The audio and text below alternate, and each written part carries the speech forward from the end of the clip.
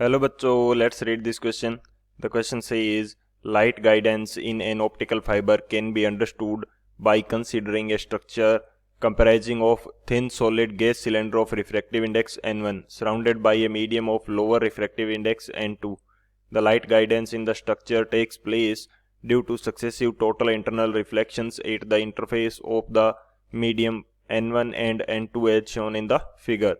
All rays with the angle of incidence I less than a particular value Im are confined in the medium of refractive index n1. The numerical aperture Na of the structure is defined as sin Im. For two structures, namely S1 with n1 under root 45 by 4 and n2 3 by 2 and S2 with n1 is equal to 8 by 5 and n2 is equal to 7 by 5, and taking the refractive index of water to be 4 by 3 and that of air to be 1, the correct options is R. Option first, Na of S1 immersed in water is the same as that of S2 immersed in a liquid of refractive index 16 by 3 under root 15. Option B, Na of S1 immersed in liquid of refractive index 6 by under root 15 is the same as that of S2 immersed in water. Option C, Na of S1 placed in air is the same as that of S2 immersed in liquid of refractive index 4 by under root 15. Option D, Na of S1 placed in air is the same as that of S2 placed in water. तो इस question के अंदर हमें एक optical fibre के लिए light guidance show की गई है, जिसके अंदर कोर जो है इसका रिफ्रैक्टिव इंडेक्स n1 दिया है और क्लाइडिंग का रिफ्रैक्टिव इंडेक्स n2 दिया है, जहां n1 क्या है n2 से ज़्यादा है. और हमें ये दे रखा है कि जिन रेज के लिए angle of incidence I less than Im है और वो n1 के अंदर कन्फाइंड रहती है, और न्यूमेरिकल अपर्चर जो है वो क्या है साइन Im. तो उसके अकॉर्डिंग हमें गिवन ऑप्शंस में से चूज करना है कि कौन सा ऑप्शन करेक्ट होगा. तो बात करते हैं की कंसेप्ट की. की कंसेप्ट की यदि बात की जाए इस क्वेश्चन के लिए, तो की कंसेप्ट हमारे पास क्या होगा. हमारा जो फर्स्ट की कंसेप्ट होगा वो होगा स्नेल्स लॉ. हम बात करते हैं स्नेल्स लॉ की. स्नेल्स लॉ के अकॉर्डिंग यदि कोई लाइट रे किसी एक मीडियम से जिसका रिफ्रैक्टिव इंडेक्स मैं n1 यूज कर लेता हूं, उससे सेकेंड मीडियम n2 जिसका रिफ्रैक्टिव इंडेक्स है उसमें जा रही है, तो स्नेल्स लॉ किस प्रकार अप्लाई होगा वो देख लेते हैं. तो स्नेल्स लॉ होता है n1 into sine i which is equal to n2 into sine r. n1 first medium का रिफ्रैक्टिव इंडेक्स है जहां से लाइट रे आ रही है, और n2 सेकेंड मीडियम का रिफ्रैक्टिव इंडेक्स है जिस मीडियम की तरफ लाइट रे जाएगी, और I एंड R जो है angle of incidence and angle of refraction है. तो एक तो ये हमारा की कंसेप्ट हो जाएगा. इसी तरह से सेकंड जो की कंसेप्ट है वो हमारे पास क्या रहेगा इस क्वेश्चन के लिए. हम बात करते हैं क्रिटिकल एंगल की. For critical angle, critical angle के लिए क्या कंडीशन रहेगी कि जब कोई लाइट रे डेंसर मीडियम से रेयर मीडियम की तरफ जाती है तो क्या होगा कि वो जस्ट दोनों मीडियम को अलग करने वाली सरफेस को इमर्ज करते हुए निकलती है. यदि मैं यहाँ पे शो करना चाहूँ कुछ इस प्रकार से, यदि ये लाइट रे जाएगी तो ये बाहर कैसे निकलेगी, इस सरफेस को जस्ट इमर्ज करते हुए कुछ इस तरह से. ये इसका एंगल ऑफ इंसिडेंस रहेगा, और एंगल ऑफ रिफ्रैक्शन जो है वो यहाँ पे 90 डिग्री होगा. और ये नीचे वाला मीडियम कौन सा है, डेंसर मीडियम है. तो यहाँ पे यदि स्नेल्स लॉ में अप्लाई करता हूँ तो वो मेरा किस प्रकार से होगा. इसका रिफ्रैक्टिव इंडेक्स में मान लेता हूँ n1, सेकेंड मीडियम का क्या है n2 है. तो n1 से लाइट रे जा रही है into sine i which is equal to n2 into sine r. Sine r की वैल्यू क्या है 90 डिग्री, और साइन 90 डिग्री हमारे पास क्या होता है 1 होता है. तो साइन आई की वैल्यू यहाँ पे क्या आ जाएगी, साइन आई की वैल्यू आ जाएगी n2 बाई n1. ये हमारे पास साइन आई की वैल्यू आ जाएगी, और साइन आई यहाँ पे क्या होगा, क्रिटिकल एंगल होगा, यानी कि आई क्या हो जाएगा c के इक्वल हो जाएगा. तो मैं यहाँ पे लिख सकता हूँ sine C is equal to n2 by n1. ये हमारा क्या हो जाएगा, सेकंड की कंसेप्ट हो जाएगा. और इन दोनों की कंसेप्ट की हेल्प से इस क्वेश्चन को सॉल्व करते हैं. तो बात करते हैं सॉल्यूशन की. सॉल्यूशन हमारे पास क्या रहेगा इस क्वेश्चन के लिए. तो यहाँ पे जो ये मीडियम है, ये जो जिस मीडियम से ये पूरा ऑप्टिकल फाइबर घिरा हुआ है उस मीडियम का रिफ्रैक्टिव इंडेक्स मैं यूज कर लेता हूँ n है. हमें यहाँ पे डायग्राम के अंदर एयर शो किया गया है, लेकिन क्वेश्चन के according water and other mediums भी हमें दिए गए, तो इसका मीडियम का जो रिफ्रैक्टिव इंडेक्स है वो मैं मान लेता हूँ कि n है. तो जब n मीडियम से लाइट रे कहाँ पे जा रही है, इस कोर की तरफ जा रही है, तो वहाँ पे एंगल ऑफ इंसिडेंस क्या है I, और ये हमारा क्या हो जाएगा R हो जाएगा। तो यहाँ पे स्नेल्स लॉ अप्लाई करते हैं। स्नेल्स लॉ अप्लाई करेंगे तो ये क्या हो जाएगा n into sine i which is equal to n1 into sine r होगा, n1 इंटू साइन आर, और साइन आर की वैल्यू यहाँ पे क्या है, आर की वैल्यू ये एंगल थीटा है और ये एंगल हमारा 90 डिग्री है, तो आर की वैल्यू क्या आ जाएगी 90 माइनस थीटा, ये आ जाएगा हमारे पास 90 माइनस थीटा। तो अब ये वैल्यू क्या चेंज हो जाएगी, n1 sine i is equal to n into sine i is equal to n1 cos theta हो जाएगा, sine 90 minus theta is equal to cos theta, तो ये मेरा क्या हो जाएगा कोस थीटा। इसको मैं बोल देता हूँ इक्वेशन फर्स्ट, ये मेरी क्या हो जाएगी फर्स्ट इक्वेशन हो जाएगी।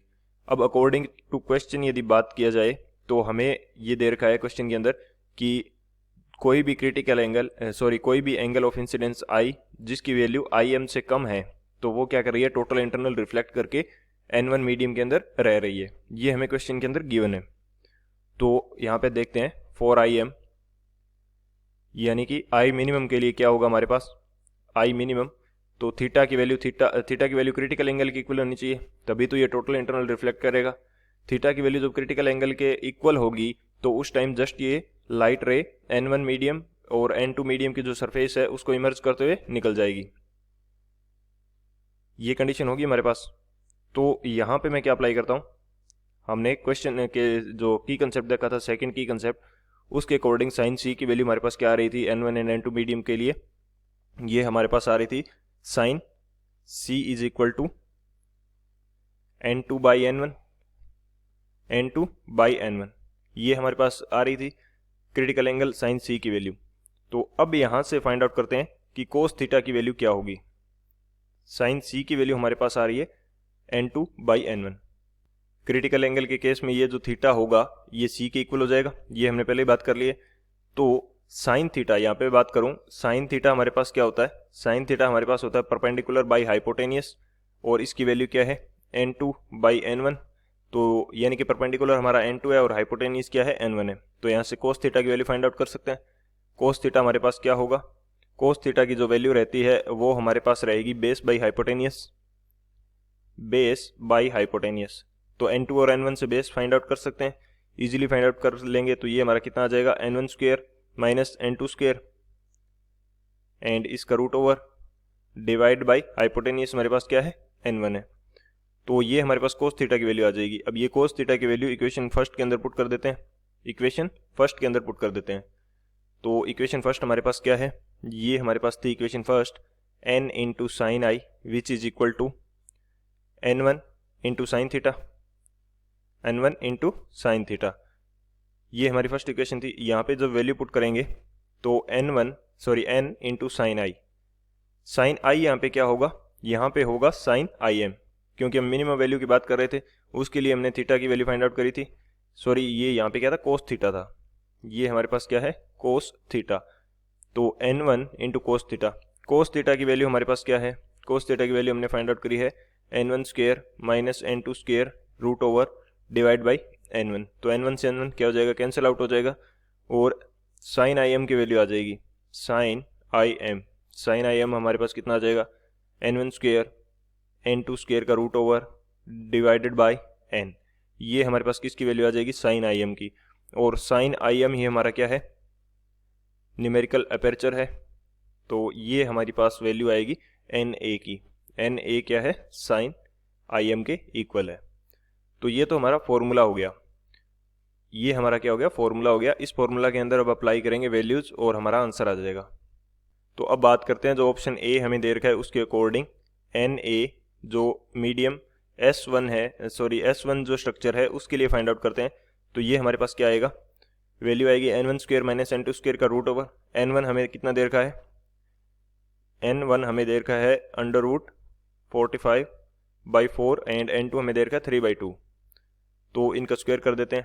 तो स्क्वायर करेंगे तो ये वैल्यू कितनी आएगी 45/16 माइनस n2 का स्क्वायर करेंगे, ये वैल्यू कितनी आ जाएगी 9/4, इसका क्या है हमारे पास रूट ओवर है और डिवाइडेड बाई क्या है n है, n की वैल्यू हमारे पास है 4/3।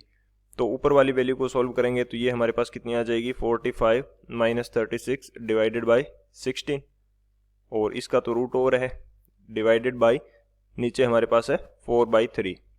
तो ऊपर वाली वैल्यू हमारे पास क्या आएगी 3/4 आएगी। ऊपर वाली वैल्यू 3/4 आएगी और इसके डिवाइड में 4/3 है, तो ये हमारा क्या आ जाएगा 3/4 into 3/4 which is equal to 9/16। तो न्यूमेरिकल अपर्चर स्ट्रक्चर फर्स्ट के लिए क्या आ रहा है S1, और सेकंड स्ट्रक्चर के लिए यदि बात की जाए तो वो हमारा कितना आएगा, सेकंड स्ट्रक्चर की बात करते हैं Na जो है S2 के लिए वो कितना आएगा। तो N1 सेकंड के लिए हमारे पास क्या है वो देख लेते हैं एक बार। N1 है हमारे पास 8/5 एंड N2 है 7/5। N1 हमारे पास क्या है 8/5, इसका स्क्वायर कितना हो जाएगा 64/25 माइनस 7/5 का क्या हो जाएगा 49/25, इसका रूट ओवर है, और डिवाइड में हमारे पास n क्या दे रखा है उस कंडीशन के लिए, हमें एक मीडियम दे रखा है n के लिए जिसका रिफ्रैक्टिव इंडेक्स हमें क्या गिवन है 16/3 √15, 16/3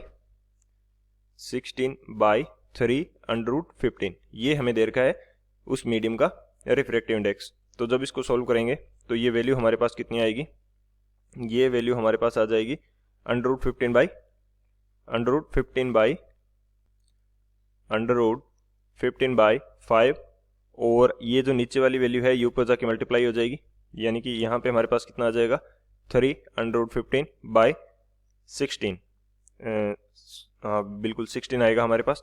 तो जब इसको सॉल्व करेंगे तो ये वैल्यू कितनी आ जाएगी 9/16 आ जाएगी, यानी कि जो ए स्टेटमेंट है वो हमारा क्या है करेक्ट है। इसी तरह से बी स्टेटमेंट की यदि बात की जाए, बी स्टेटमेंट में हमें गिवन है कि N1 जो है इसको हमने इमर्ज किया है किसके अंदर 6/√15 का रिफ्रैक्टिव इंडेक्स के मीडियम के अंदर, और S1 को इमर्ज किया है और S2 को इमर्ज किया है वाटर के अंदर।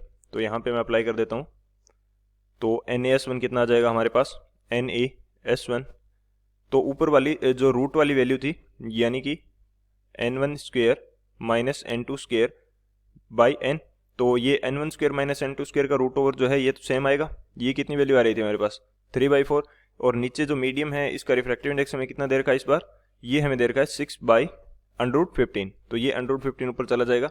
तो जब इसको सॉल्व करेंगे तो ये कितना आ जाएगा √15/8, और इसी तरह से Na सेकेंड स्ट्रक्चर के लिए क्या आएगा, वो भी ऊपर वाली अंडर वाली वैल्यू जो है वो तो सेम आएगी।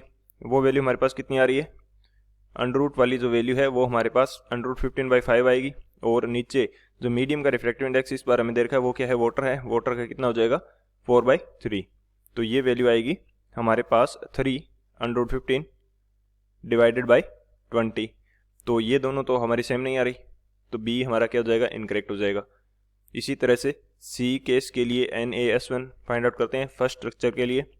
तो ये हमारा क्या होगा, ये हमें दे रखा है क्वेश्चन के अंदर कि सी के लिए NaS1 placed in air and S2 emerged in liquid of 4/√15।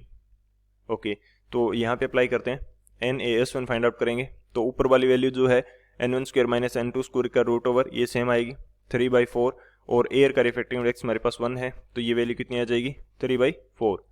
और इसी तरह से NaS2 की बात की जाए तो NaS2 के ऊपर वाली वैल्यू सेम आएगी √15/5, और रिफ्रैक्टिव इंडेक्स क्या दिया है मीडियम का, वो हमें दिया है 4/√15, तो ये कितना आ जाएगा 4/√15 ऊपर चला जाएगा, तो ये हमारे पास आ जाएगा 3/4, यानी कि सी स्टेटमेंट हमारा करेक्ट है।